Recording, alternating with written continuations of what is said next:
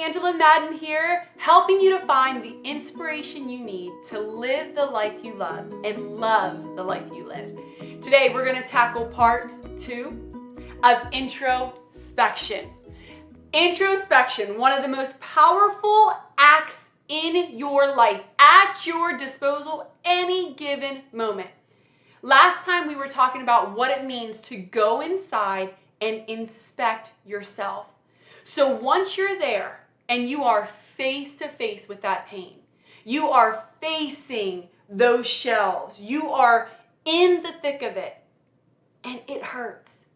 What do? First, you surrender. What is done is done.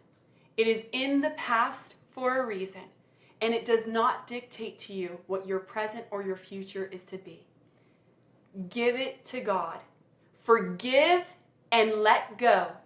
It doesn't mean it was okay what was done to you. It doesn't excuse it. It simply allows you to forgive for yourself so that you can receive the fullness of God in that space and grow in maturity and depth in Him. The second part is be real.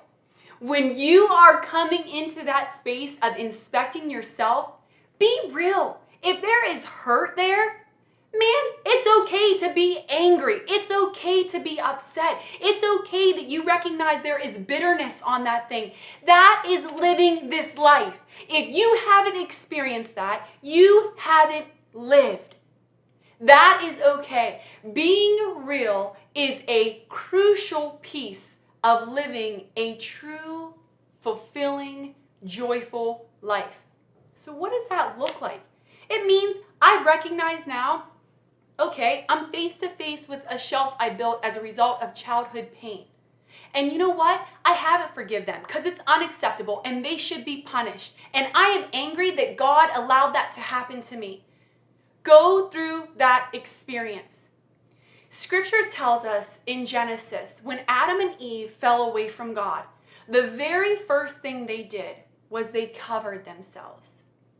Later on in Scripture, we hear of David being the one who truly knew God, a man, it says, after God's own heart. What was different about David? I believe he was the very first example that we have of a man who truly uncovered his heart before the Lord.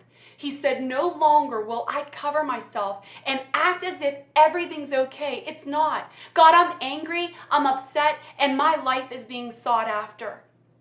He was real before God, and he was real about the condition of his heart. And the moment that he did, he then became one of the greatest worshipers we know. Scripture says to worship in spirit and in truth. Truth.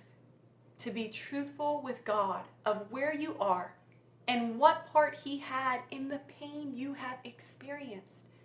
Venting that to Him so that He can fill you back up and show you the realness of what happened in that moment. That is truly what it is to worship. That is what it is to have a relationship with the Lord and to know His goodness in your life. You've got this thing. It's hard, sure, but it will be worth it. When at the end of the road, you can see you're living a life full of love, walking in forgiveness, and completely transparent with the God you serve and